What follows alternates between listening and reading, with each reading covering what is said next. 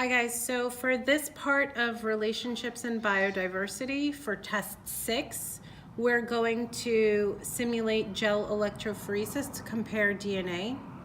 As you can see here, the materials that we're going to be using are strips of the nitrogenous bases for Botanicurus for species X, species Y, and species Z.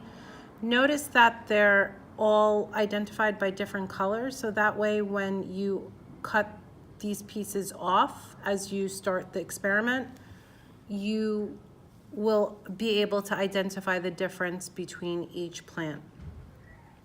So to begin with, let's look at the first thing that you're going to be doing, which is shading the fragments between CC and GG. So this part simulates how an enzyme would bind to DNA so that it could cut the fragments up to create that DNA fingerprint like you tested for in Unit 8 genetics post-test.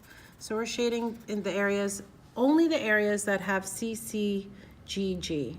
And then our scissors are going to act like a restriction enzyme, which binds to that specific area and it cuts that area. And you're gonna do that at all parts in the center between the C and the G in the middle. You're not gonna cut it here or here, you're gonna cut it between the C and the G. So now that gives you different fragments, some larger than others. And the next part that occurs is you're gonna actually also do this for X, Y, and Z. And the next part actually simulates gel electrophoresis. So we're pretending here that this is the simulated gel. And the thing that we need to understand is that scientists use the gel electrophoresis to separate the DNA fragments and then put it into an electrical field. The negatively charged DNA molecules migrate through the gel-like material towards the positively charged pole.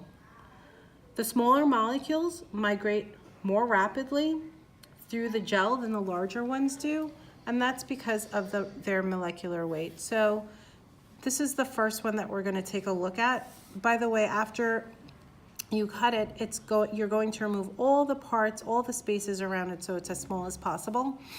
You count the number of nitrogen bases, 1, 2, 3, 4, 5, and this will simulate its molecular weight. And you look for the number 5 for the number of DNA bases, and then you're going to shade that area. So that tells you where the nitrogen base, the fragment, the DNA fragment landed for the gel electrophoresis. And now we're creating that DNA fingerprint. You're going to do the same thing with the other fragments. And then after you complete that part, you're going to turn over to page 8 again. And you're going to put in that number 5 for the DNA banding pattern that Botanicurus simulated.